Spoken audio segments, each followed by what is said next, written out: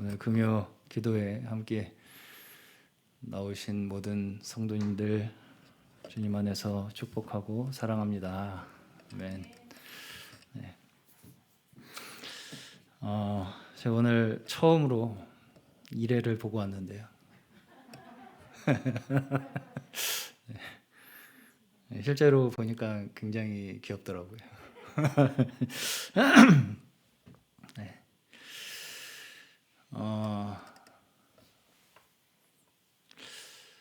이 새로운 생명을 대하면 요새 들어서 더 그런 이제 생각이 많이 드는 게 뭐냐면 네.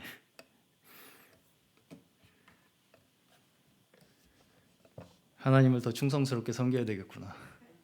네, 그런 생각이 듭니다. 왠지 그 영혼들 하나하나의 영혼들이 어린 영혼들조차도 그냥 어쩌다 우연히 우리에게 온 것 같이 느껴지지 않고 네. 하나님께서 어떻게 사용하시려고 우리에게 보내주셨을까? 뭐 그런 이제 생각이 들면서 이 말씀을 따라서 우리가 한 걸음 한 걸음 내딛는 저희의 발걸음조차도 사실은 하나님께서 우리를 또한 보고 그렇게 따라오는 자녀들, 또 많은 영혼들에게 믿음의 길을 또 증거하시기 위해서 우리를 인도하시고 계시다. 저는 그렇게 생각이 들고, 오늘 찬송에서 주 우리의 친구니 이렇게 이제 찬양을 했는데, 이 말씀으로 저희와 함께 계속해서 소통하시는 우리 하나님 예수 그리스도께서 진정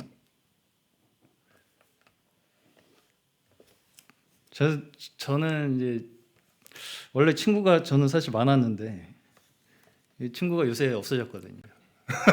친구가 없어요. 그래가지고 지금. 근데 참 그래도 외롭지 않게 느껴지는 것은 주님께서 제 친구가 되어주시고 이 자리에 나오는 것이 어떤 의무감이 아예 없다고 얘기하면 거짓말이겠지만 그럼에도 불구하고 나아가는 그 발걸음이 무겁지 않고 친구를 만나는 것과 같은 정도의 가벼움으로 즐거움으로 나올 수 있게 되는 것 같습니다. 그래서 저희 함께 믿음 안에서 항상 함께 걸어가는 이 발걸음이 그렇게 친구 되신 주님과 즐겁게 걸어가는 저희 되었으면 좋겠습니다. 오늘 고린도전서 9장 말씀 계속해서 저번 주 8장에 이어서 8장은 두 번의 말씀으로 이제 마무리를 하려고 하고요. 9장에 이어서 이제 말씀을 오늘 나누어 보려고 하는데요. 고린도전서 9장에서는 주로 사도 바울이 자신의 사도직에 대한 변호를 하고 있습니다. 그것이 주 내용이에요. 자, 근데 이제 보시면 7장에서는 결혼에 대한 내용이 있었고요. 8장에서는 우상에 바친 음식을 먹어도 되냐, 먹으면 안 되냐, 이런 문제에 대한 내용을 이야기했습니다. 그런데 그렇게 결혼에 대한 이야기와 우상에 대한 이야기에 이어서 갑자기 사도직에 관한 내용이 이어지는가, 이것이 잘 이제 연결이 쉽지 않은 부분이 있다고 생각이 듭니다. 일단 저는 이것이 우리에게 어떻게 실제로 적용되어야 할 것인가, 이것에 대해서는 조금 미뤄두고, 먼저는 사도 바울이 왜 고린도 교회에 이런 내용의 편지를 쓰게 되었는가, 이것을 좀 먼저 생각해 보았으면 좋겠습니다. 자, 앞의 내용들에서도 저희가 함께 살펴보았듯이 고린도 교회는 계속해서 제가 지금 고린도전서를 나누면서 드리는 말씀이 무엇이냐면, 고린도 교회가 지식주의적 사상으로 계속해서 교회가 공격을 받고 있었어요. 그래서 교회의 여러 가지 문제들이 다 이 지식주의적 가르침 때문이다. 사실은 그것을 계속해서 사도 바울은 가르쳐주고 계시는 거죠. 그래서 지식주의적 사상이라는 것은 결국 앞에서 계속 저희가 보셨듯이 이렇게 해야 되냐 저렇게 해야 되냐에 대한 양자택일, 방법에 대한 차이로 서로 그 방법의 차이 때문에 나뉘어요. 사람들이 싸우고 또 내 방법이 최고야 하면서 자랑하고 그러면서 다투고 하는 그 분쟁의 결과를 가지고 온다. 이것을 계속해서 말씀하고 있죠. 고린도 전서에서 앞부분에서부터 계속 하시는 말씀이에요. 이게. 이것에 대해서 사도 바울은 뭐라고 계속 증거를 하고 계시냐면 복음이라는 것은 이거 핵심입니다. 이게 결국은 복음이라는 것은 어떤 우리가 생각하는 특정한 지식 체계로 전달할 수 있는 것이 아니다. 이걸 계속해서 가르쳐 주시는 거예요. 복음이라는 걸 어떻게 하는 방법으로 우리가 깨달을 수 있다. 그렇게 생각하는 것 자체가 아니라는 걸 계속 얘기하는 거예요. 증거하는 거예요. 근데 이제 그거를 아니라는 거를 얘기를 그냥 할 수가 없잖아요. 그러니까 그런 방법을 제시하는 사람들한테 그거 아니야, 그것도 아니야 라는 식으로 계속해서 복음을 증거할 수밖에 없는 거예요. 사실은.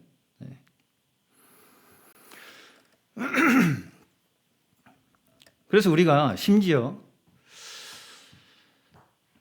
우리가 생각하기에 그것이 선하게 느껴진다 할지라도 내가 생각하기에 이건 정말 선한 거야, 선한 의도야, 내 의도는 선한 거야 라고 할지라도 그것이 하나의 선을 행하는 방법이 되어서 이렇게 하는 게 선을 행하는 거야 라고 하는 것이 되어서 그 방법을 다른 사람에게 자랑하고 심지어 그 방법을 강요한다. 다른 사람에게 이렇게 해야만 넌 선을 행하는 거야. 왜 선을 행하지 않는 거야? 라고 하는 강요를 함으로써 그것은 이미 자유입니까? 자유가 아닙니까? 자유가 아니죠. 그것은 이미 자유에서 벗어나서 방법적이고 지식적인 사상이 된다는 거예요. 내가 아무리 좋은 생각으로 내가 이렇게 하니까 나는 좋았어. 근데 이걸 다른 사람도 느끼게 해주고 싶어. 그래서 이거를 막 남한테 하도록 하고 심지어 안 따르면 화가 나고 이런 일들이 심심치 않게 벌어집니다. 우리 주변에서. 그렇죠? 이것이 계속해서 고린도전서에서 사도 바울이 말씀하시는 바고 계속해서 한번 보겠습니다. 자, 더 나아가서는 이제 이게 자유라고 말할 수가 없다는 거죠. 이런 식으로 생각하는 걸. 자유는 8장에서도 우리가 보았듯이 각자에게 주어지는 것입니다. 자유는 나 한 사람에게 주님께서 복음으로 말미암아 주어지는 거예요. 그렇죠? 우리가 반드시 선제적으로 먼저 기억해야 할 것은 뭐냐면 굉장히 당연한 얘기지만 구원은 하나님께 있다는 거예요. 오직 하나님께로부터 나오는 것이다. 이것이에요. 구원이라는 것은. 그러다 보니까 각자를 구원의 길로 복음의 길로 인도하시는 그 역사를, 하나님의 역사를 어떤 한 가지 나의 방법으로 규정할 수 없다는 것입니다. 내가 이렇게 걸어왔더니 나는 구원을 받았으니까 다 그렇게 하면 구원 받을 거야 라고 어떻게 규정할 수 있는 게 아니라는 거예요. 복음이라는 게. 그 자체로 심지어 내가 이렇게 해서 구원받았으니까 너희들도 다 이렇게 해야만 한다라고 주장하는 그 순간 그 자체로 하나의 우상이 될 수 있다는 걸 이야기하는 것이죠. 기본적으로 성경에서는 우리에게 구원을 받기 위한 특정한 방법을 알려주지 않습니다. 구원을 받으려면 이렇게 해라 라고 하는 방법을 가르쳐 주시질 않아요. 그게 우리를 다 혼란스럽게 만드는 거예요. 왜냐하면 우리는 방법에 익숙한 사람들이기 때문에. 오직 구원은 하나님께서 예수 그리스도를 통해서 우리 각자에게 베풀어 주신 은혜예요. 각자에게. 내가 받는 거죠. 하나님 앞에 개인적으로 내가 받는 거예요. 그러니까 어떻게 나에게 구원을 주실지는 모르는 거예요, 사실. 성경은 우리 각자에게 깨달으라고 주신 하나님의 말씀이에요, 사실. 이걸 가지고 이거를 가지고 남을 판단하라고 주신 것이 아니라는 거죠. 성경을 가지고 너 왜 이대로 안 해? 라고 하라고 주신 것이 아니라 내가 이걸 가지고 어떻게 받아들일 것인가를 위해서 나에게 주신 거잖아요. 다 개개인에게 주신 거예요, 이 말씀은 사실.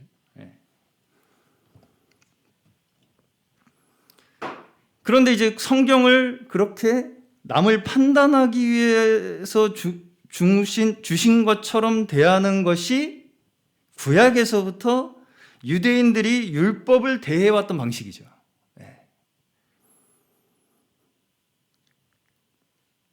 유대인들이 하나님께 받은 율법을 가지고 그렇게 서로를 판단하고 결국은 예수님께서 오셨을 때조차도 율법으로 예수님을 판단했죠. 제자들과. 말씀을 그렇게 받아들인 거예요. 이걸 가지고 남을 판단하기 위해서. 우리 또한 율법 아래에서 다 난 자들이잖아요. 우리 모두가 누구 하나 예외할 것 없이 율법 아래에서 났어요. 그렇기 때문에 우리가 진정 예수 그리스도의 복음으로 말미암아 성령으로 우리가 거듭나지 않으면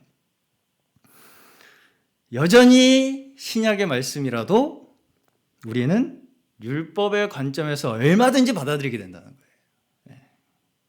자, 우리가 쉽게 이렇게 생각하는 경향이 좀 있는 것 같은데 뭐냐면 신약 성경은 어떻게든 읽으면 어떻게든 적용하면 다 은혜다 이렇게 생각하는 경향이 좀 있는 것 같아요. 그래서 막 자기들 마음대로 생각하고 해석해도 신약이니까 뭐 다 은혜이지 않겠냐 라고 그냥 대충 생각하는데 그것이 큰 오산이에요, 제가 생각하기에. 왜냐하면 사실은 그 오해를 초대교회 성도들도 하고 있었고 그 오해를 풀기 위해서 신약 성경에 사도들의 서신서들이 쓰여진 거예요. 그렇잖아요. 그렇죠. 예수님의 복음을 나름대로 자기들 식으로 해석을 하는 것을 그 잘못된 생각을 바로잡기 위해서 사도 바울과 여러 사도들의 서신서들이 필요한 이유라는 것입니다. 왜냐하면 우리는 어떻게든 결국은 우리의 목적이 뭐냐면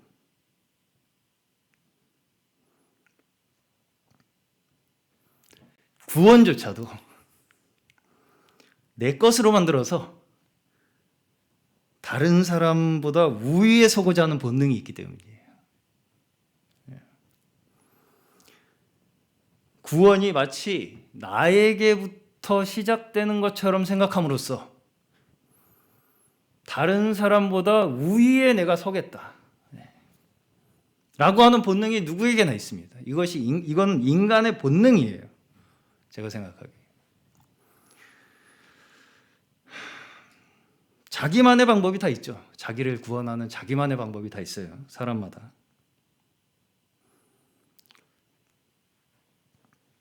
그리고 이제 1장에서부터 고린도전서 1장에서부터 사도 바울이 지적했던 것이 뭐냐면 각자가 가지고 있는 방법을 가지고 결국은 서로 나누고 판단하고 분쟁하는 것은 십자가의 지혜가 아니라 인간의 지혜로 이 말씀을 받아들이는 거라는 거죠. 이 말씀을 자기 나름대로의 인간의 지식으로, 인간의 지혜로 판단하는 것의 결과가 서로 나뉘고 판단하고 분쟁하는 것으로 나타난다는 거예요. 그리고 그것은 곧 성숙되지 못한 여전히 육에 속하였기 때문이라고 이렇게 이야기를 합니다. 그리고 오늘 9장에서도 계속해서 사실상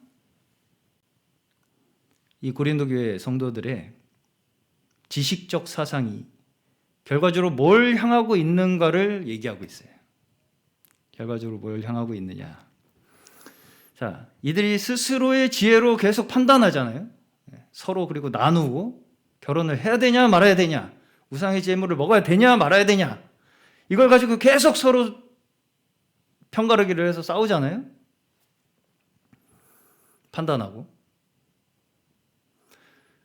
그 모든 판단들이 결국 어디로 향하냐? 자신들에게 복음을 전해준 사도에게로 향한다는 거예요. 사도를 비판해요. 이제 9장에서는. 여기서 이제 고린도 성도들이 문제로 삼고 있는 것이 무엇이냐라는 것을 살펴보시면 바울이 하고 있는 지금 그 일이 과연 사도적 권위를 갖고 있는가에 대한 의문이에요. 그리고 그런 의문을 제기하는 데 있어서 바울의 정체성을 의심하는 것입니다.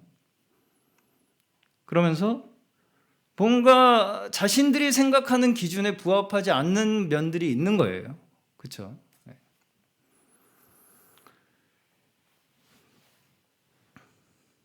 한마디로 여기서 이제 대체적으로 사도 바울이 본인에 대해서 증거를 하는 내용들을 보시면 하나님께서 보낸 사도가 물질적인 것과 어떻게 연관이 되어야 하느냐에 대한 의문을 가지고 있는 것 같아요. 말하자면 사례를 받아야 되냐 말아야 되냐, 결국은 방법이죠. 그것도 하나의 방법이에요. 결국은. 그렇죠? 여기서도 결국은 어떤 하나의 방법적인 것으로 이제 뭘 하려고 하냐면 사도를 판단하려고 하죠. 자신들의 방법으로 사도를 판단해요. 이제는.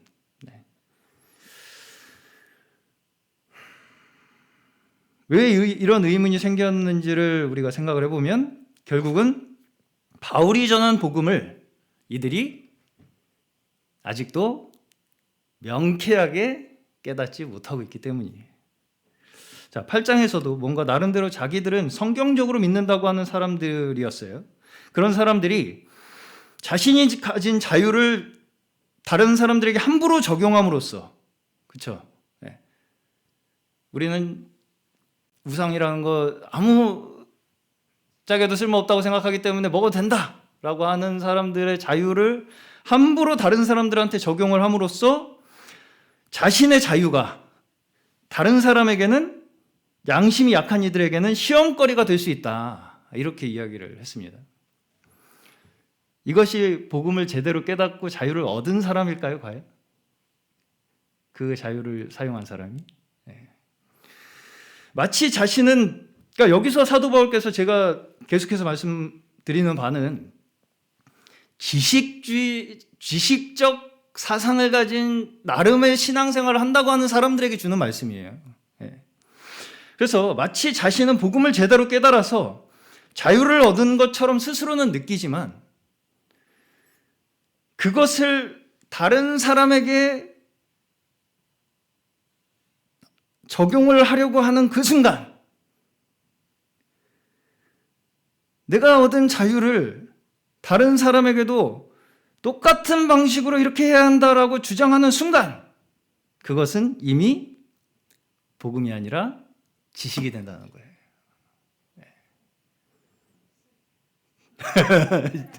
그건 이미 복음이 아니라 지식이 되는 것입니다. 자신의 자유가 다른 이들에게는 걸림돌이 될 수 있다는 것이 8장의 핵심입니다.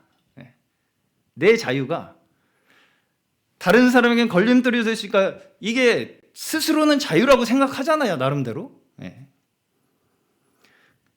근데 그것을 어떻게 증명하느냐의 문제예요. 그게 진짜 자유인지 아닌지, 복음 안에 얻은 자유인지 아닌지를 어떻게 증명할 것이냐. 그 문제입니다, 결국은. 사실은 그렇기 때문에 이미 여기에서 지적되는 그 다른 사람에게 자신의 자유를 함부로 적용하려고 하는 이 사람들이 가졌다고 생각하는 그 자유는 진정한 자유가 아니죠. 진정한 자유가 아니에요, 그거는. 8장에서 사도 바울이 말하고자 하는 바는 지식적으로 나름대로 자유를 얻었다고 착각하는 사람들에게 너희들이 생각하는 자유는 사실 다른 사람들에게 걸림돌이 되고 있어 라고 이야기하는 거예요. 우리의 자유는 여기서 저희가 반드시 기억해야 할 것이 뭐냐면 내 뜻대로 마음대로 행동하는 것이 아닙니다. 우리의 자유는 내가 하고 싶은 대로 행동하는 게 자유가 아니에요. 우리가 얻은 자유는 선을 행할 자유입니다. 이웃을 사랑할 자유를 얻은 거예요. 우리의 자유는 우리가 선을 행할 자유가 없었던 자들인데 또 사랑할 자유가 없었던 자들인데 죄의 종로를 타고 다툼과 시기와 미움밖에 행할 수 없었던 자들이었는데 그러한 자들에게 십자가로 말미암아서 우리의 모든 죄의 사슬을 끊고 죄의 종말을 고함으로써 이제까지 우리가 묶여있던 모든 육신에 속한 죄의 속박에서 해방되어서 하나님께 나아갈 자유를 얻게 된 거예요. 그게 우리가 얻은 자유예요. 하나님께서 우리에게 복음으로 주신 자유가 내 맘대로 하라고 주신 것이라고 하는 그 자유는 우리의 착각 속의 자유입니다.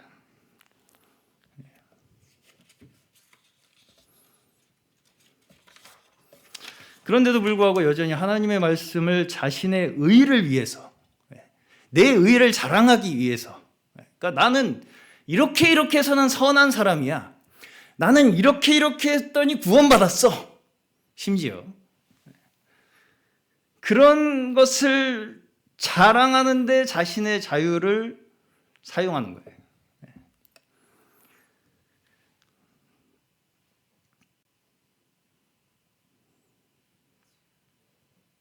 그것이 마치 자유라고 생각하는 것입니다.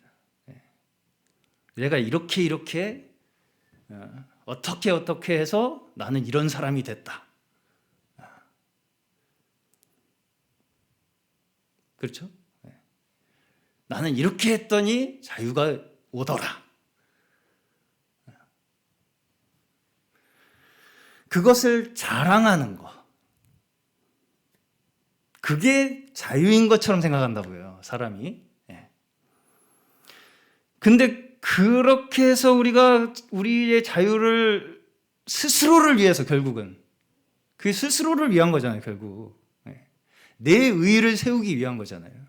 내가 다른 사람보다 뭔가 우위에 서고자 하는 거잖아요. 나는 구원받았어. 니들 내 밑에 꿇어. 약간 이런 식의 뭔가 태도가 있다는 거예요, 거기. 심지어 저는 우리가 내심 불신자라고 해서 저기 이렇게 하는 그런 마음도 우린 가져서는 안 된다고 생각합니다. 제가 언젠가 한번 말씀드린 것은 잠재적 선택받은 자로 되어야 된다. 그렇게 말씀을 드린 적이 있어요. 우리가 누구를 함부로 구원받았다 못 받았다라고 단정지어서 우리가 누군가를 대하는 것 자체가 내가 구원을 가지고 있다고 생각하는 거예요. 넌 불신자니까. 그렇죠. 그 편을 가르는 것 자체가 우리가 할 일이 아니에요, 사실. 예. 그냥 우리는 복음을 받은 자로서 살아가는 겁니다. 예, 은혜 받은 자로서. 네. 그렇기 때문에 이렇게 자기 자신을 위해서 뭔가 자유를 사용한다고 착각하는, 자유를 그렇게 오해하는 그 자체가 하나님께서 우리에게 주시고자 하는 복음의 자유와는 사실은 상관이 없어요. 없는 거예요. 그게. 그렇기 때문에 8장의 마지막에서 사도 바울은 음식이 내 형제를 걸려 넘어지게 한다면 평생 자신은 고기를 먹을 자유를 포기하겠다. 이렇게 선언하죠. 네. 자, 마치 이것이 어떤 사람에게는 고기를 먹는 자유를 잃어버리는 것처럼 보일 수도 있습니다. 사도 바울이. 그런데 다른 면에서 우리가 이걸 바라보면 사실은 이것이 진정한 자유라는 걸 알 수가 있어요. 네. 자신의 권리를 포기할 수 있는 것. 네. 이것만큼 우리에게 복음으로 주어진 큰 자유가 사실은 없는 거예요. 다시 말씀드리겠습니다. 우리의 자유는 그저 내 욕구를 위해서 이제 나는 뭐든지 할 수 있게 되었다 라고 되는 것이 아니에요. 그걸 의미하는 게 아니라는 거예요. 네. 복음으로 우리가 얻은 자유는 내가 이제 하고 싶은 모든 욕구를 다 해소할 수 있게 되었다는 그 자유가 아니라는 거예요. 우리가 세상에서 이야기하는 자유는 자신의 욕구를 제한하지 말라고 하는 것을 자유라고 이야기합니다. 그렇죠? 제가 그래서 요새 좀 민감한 얘기이긴 하지만 여성 운동가들이 있어요. 요새 여성 뭐라 그래야 되지? 페미니스트, 여성 인권 운동가들. 이분들이 이제 뭐 일부긴 하겠지만 구호가 좀 재미있는 게 있어서 하나 가져와 봤어요. My body, my body, my choice. My body, my choice. 내 몸이니까 내가 선택해서 알아서 할게. 상관하지 마. 라는 뜻이에요. 이게 이제 성적 소수자들에게도 다 공통되는 구호입니다. 네. 그러니까 그런 의미예요. 네, 그런 의미인데, 네. 이게 이제 현실적으로 사람들이 자유라고 생각하는 거예요. 이게 내가 내 몸이니까 건들지 마라. 내 선택대로 할 테니까.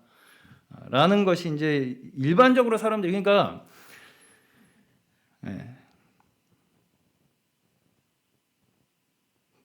서양식 사고방식에서는요.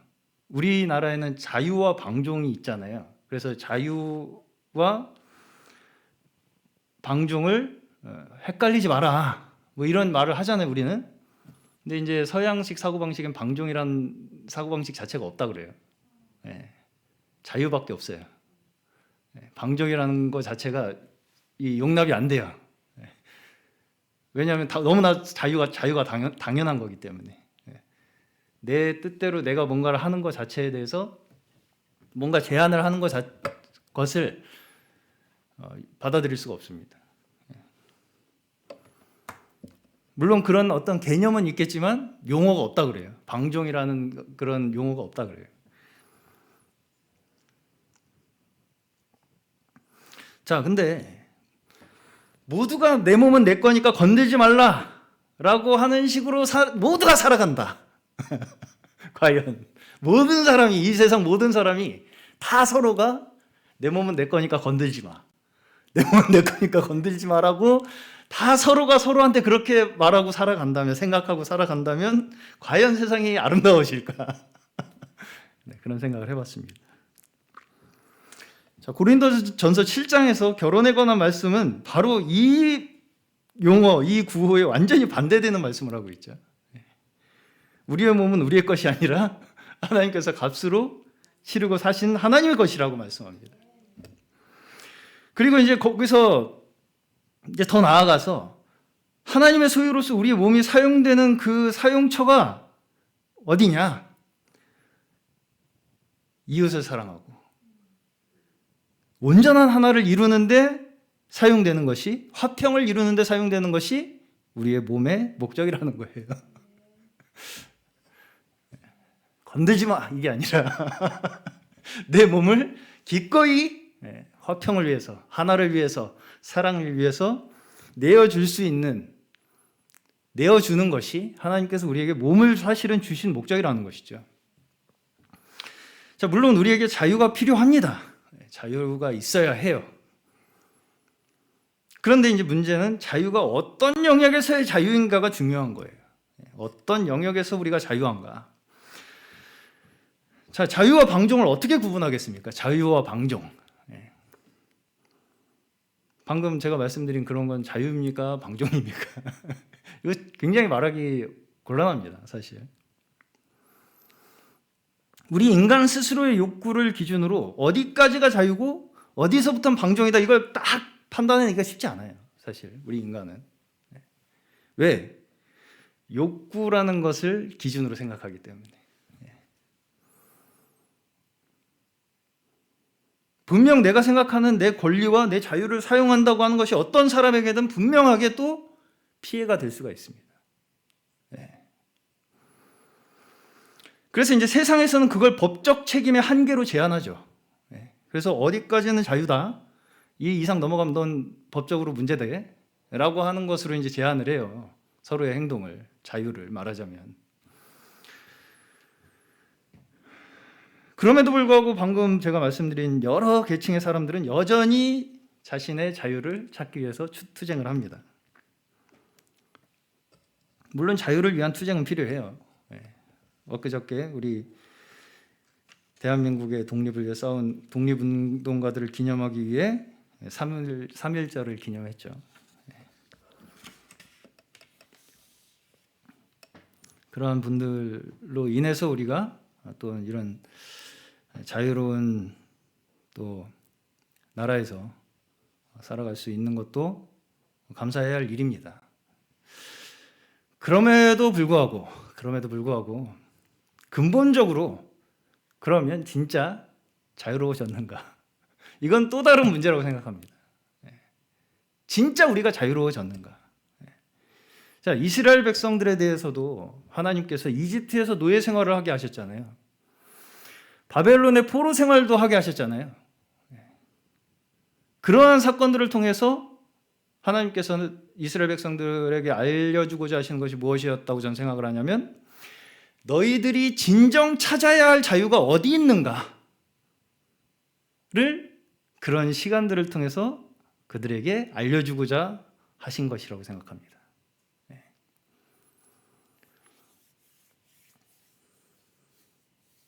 실제로 노예 생활을 함으로써 우리의 자유는 과연 진정한 자유는 어디 있는가, 이것을 우리는 생각해 봐야 된다는 것이죠. 그저 그냥 그 상황에서 조금 벗어나는 것 가지고 만족하고 그 자리에 안주하려고 하는 것은 사실은 하나님께서 원하시는 자유는 아니라는 거예요. 여기서 고린도 교회는 사도에 대한 문제에 대해서도 뭔가 나름대로 사도는 이러이러한 조건이 있어야 되는 거 아니냐라는 뭔가 나름대로의 기준이 있는 것 같이 보입니다. 사도라면 뭐 이런 조건들이 있어야 되는 거 아니냐. 어떤 면에서 일리가 있어 보이는 면도 있을 것입니다. 그때 당시에 또 그 예수님의 12 사도들이 살아 있었던 시대였기 때문에. 그런데 여기서 이제 사도직에 관한 문제가 좀 드러납니다. 사도직, 사도가 과연 무엇이냐. 지금도 이게 사실은 굉장히 민감하고 또 중요한 문제로 다뤄지고 있다고 생각을 하는데요. 자, 당시에 이제 초대교회는 유대교의 문화 속에서 시작되었죠. 그러다 보니까 여전히 여러 가지 유대교적 습관들과 사상들이 복음과 함께 공존을 하고 있었어요. 같이 이렇게 뒤섞여 있었다는 것이죠. 이런 상황 속에서 사도 바울은 예수 그리스도의 사도로 부르심을 받았습니다. 그렇죠? 근데 이제 저는 왜 이렇게 어려운 상황으로 주님께서는 사도 바울을 부르셨을까? 이렇게 좀 생각을 해봤어요. 12사도도 있잖아요. 분명하게 어떻게 보면 예수님이 직접 택하셔서 부르신, 세우신 사도들이 있는데, 그러니까 어떻게 보면 그런 사람들에 대해서 봤을 때 사도 바울은 뭔가 정통성이 없어 보이는 느낌이 있기 때문에 이런 논란이 있었던 거 아니겠습니까? 왜 이렇게 애매모호하게 사도 바울은 부르셨을까?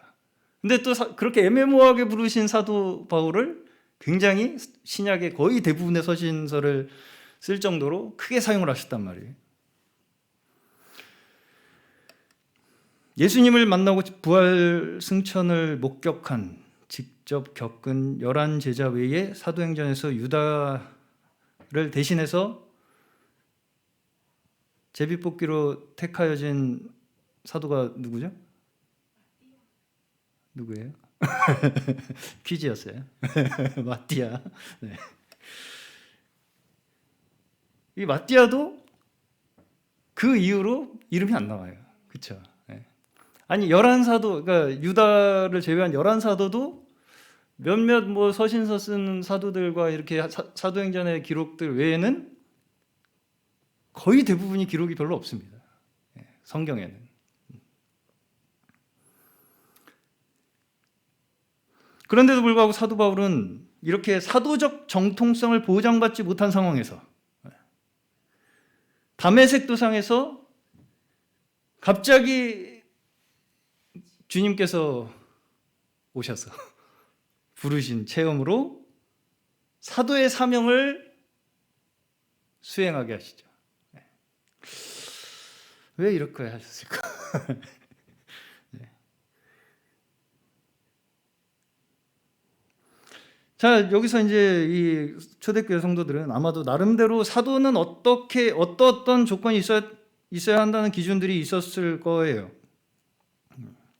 물론 여기서 예수님께서 직접 택하신 제자들, 그들이 가지고 있는 그 경험은 사실은 그 이후로 그 누구도 다시 가진다는 것은 불가능하잖아요. 예수님은 이미 돌아가시고 부활 승천하셨기 때문에. 그리고 그들의 사실은 증언으로 이제 복음서가 기록된 것이기 때문에 그들이 부여받은 그 사도의 권위는 어쨌든 그 누구도 대신할 수 없습니다. 그렇죠? 그 12사도, 그러니까 유다를 제외한 11사도가 가지고 있었던 그 사도의 권위, 예수 그리스도를 직접 경험한 그들의 증언적 사도의 권위는 누구도 대신할 수 없는 것입니다. 그럼에도 불구하고 그 이후에 제비뽑기로 뽑힌 마띠아, 또 심지어 개인적인 체험으로 부르심을 받은 사도 바울, 이런 사람들이 사도의 대열에 이렇게 또한 합류하게 된 것, 이것 또한 사실은 주님께서 복음을 증거하시는 데 있어서 사용하시고자 하는 뜻이 거기에 분명히 있기 때문일 것이다. 저는 그렇게 생각합니다. 특히 사도 바울은 자신이 사도로 부르심 받은 것이 너무 개인적인 일이다 보니까 객관적으로 사람들에게 자신이 사도라는 것을 증명하기가 곤란했던 거예요. 그렇죠? 그러다 보니까 서신서들에서 자신이 사도로서의 부르심을 받았다는 것을 스스로 증명하는 이 글들을 많이 썼어요. 여기서도 있고 고린도 후서에도 있고 갈라디아서에도 있고 그렇습니다. 여기서 우리가 한 가지 주의해야 할 일이 있는데요. 지금도 이제 사도가 있다, 이렇게 이제 극단적으로 좀 주장하시는 분들도 있어요. 근데 이제 여기서 바울이 자신을 변호하는 것처럼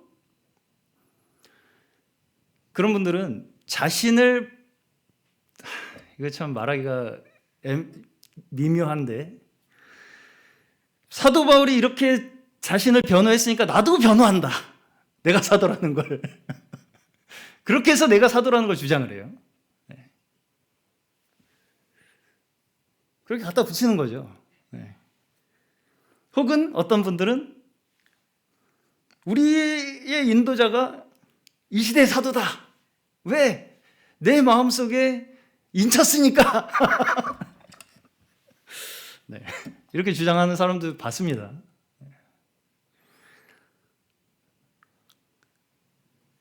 자, 이미 초대교회 시작에서부터 사도로서의 정체성은 어때요? 객관적으로 사도다라는 기준이 모호해졌어요. 그잖아요. 네.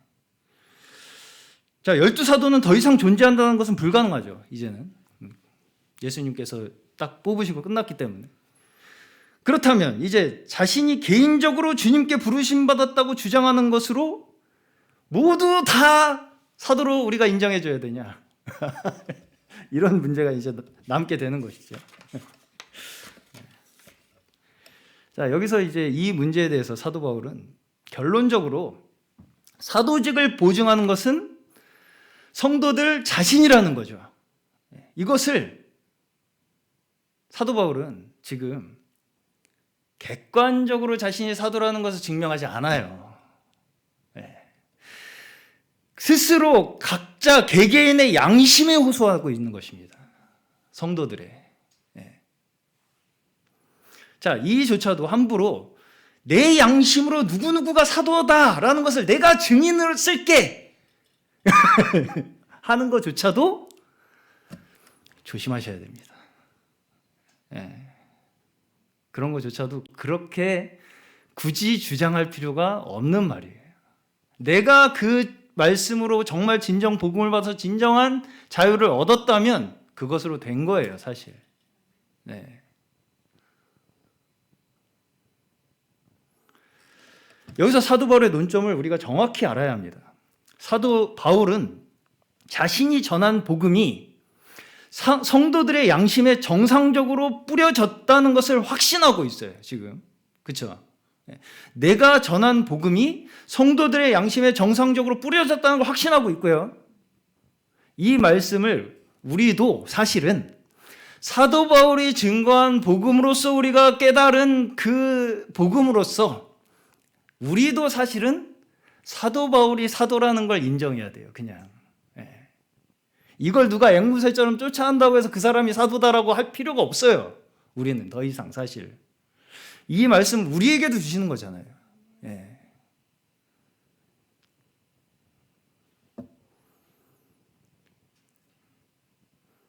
지금도 심지어 사도 바울의 사도성을 의심하는 사람들이 있어요.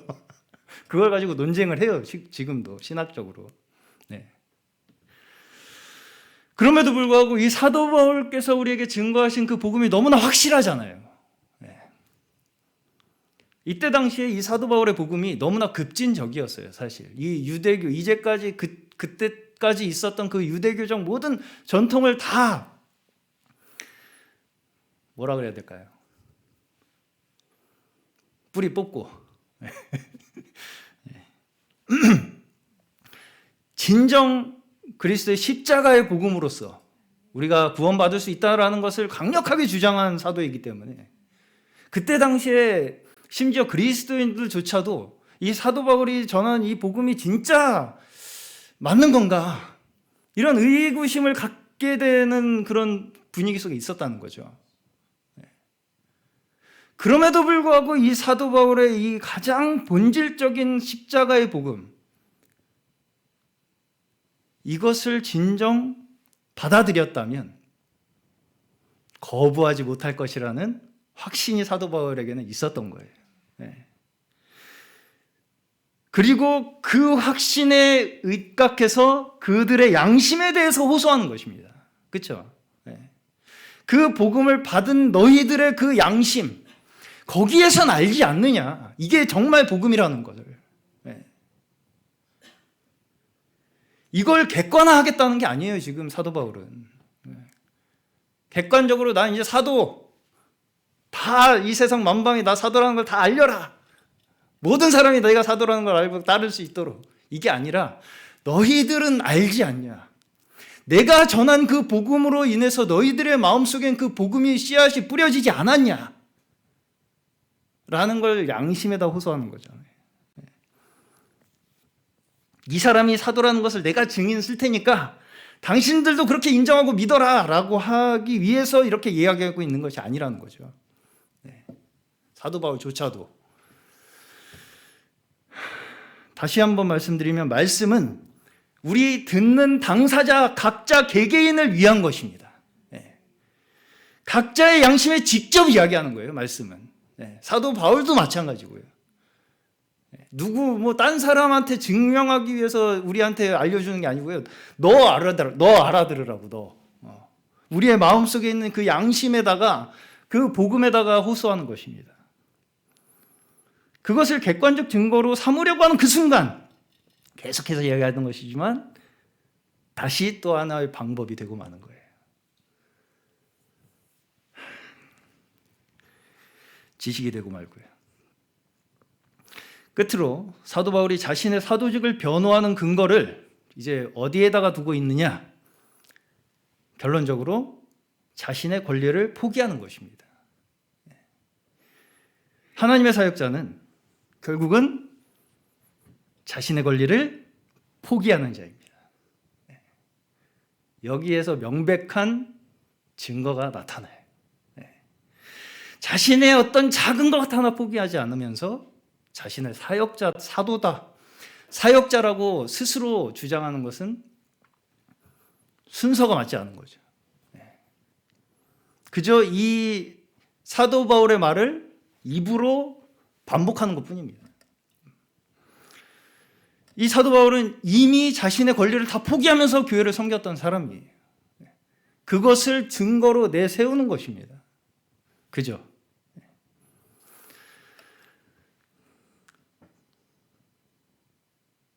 사역자, 사도라면 자신의 하고 싶은 대로 섬긴다면 섬김이 가능하겠습니까? 오늘 좀 설교할 기분이 아니네.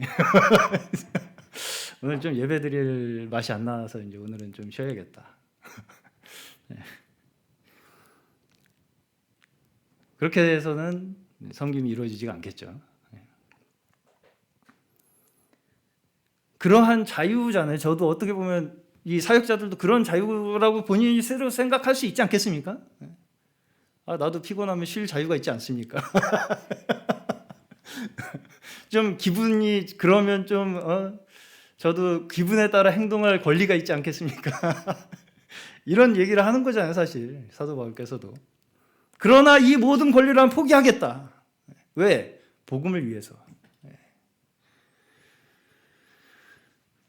자신의 욕구에 따라서 뭔가 선택하는 걸 자유라고 생각하는 그 모든 잘못된 자유를 벗어버리고 진정 하나님께서 우리에게 복음으로 주시는 자유를 난 선택하겠다. 주님의 복음 안에서 주님께서 주시는 그 자유 안에 난 살아가겠다.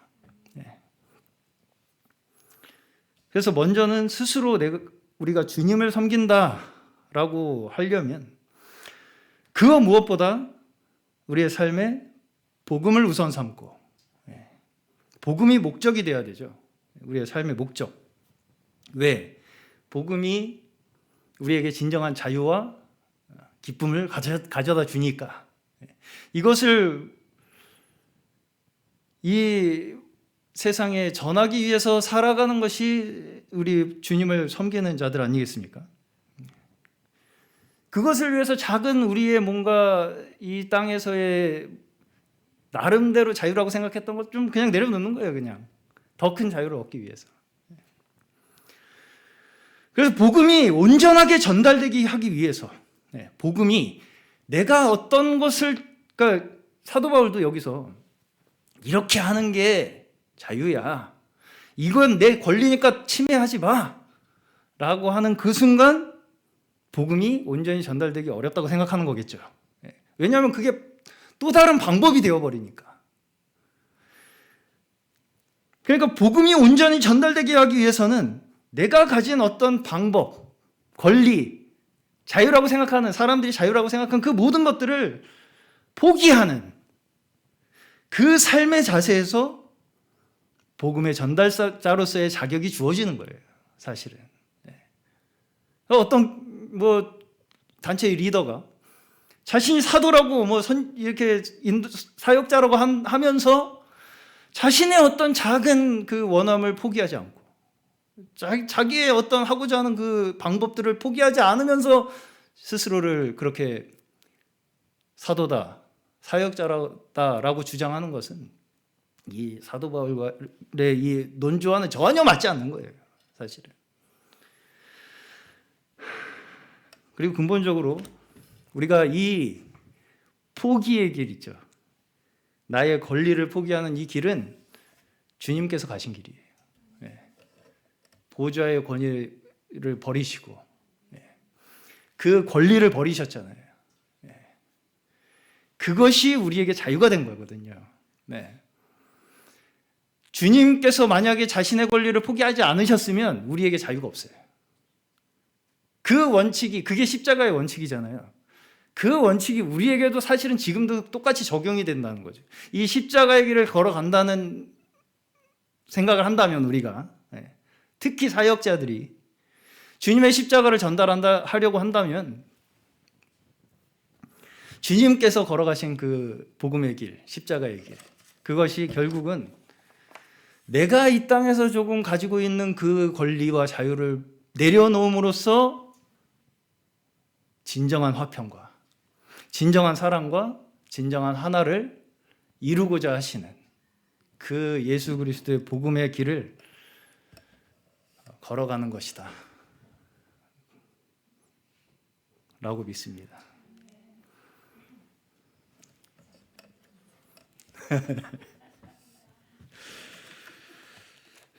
오늘 저희 말씀 통해서 저희에게 주님의 복음의 빛을 더 밝게 비춰주시고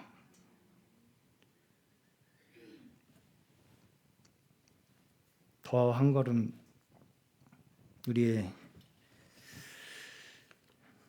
육신의 속박을 벗어버리고 주님께서 진정 허락하신 복음의 자유의 길로 행하는 저희 모두 되었으면 좋겠습니다.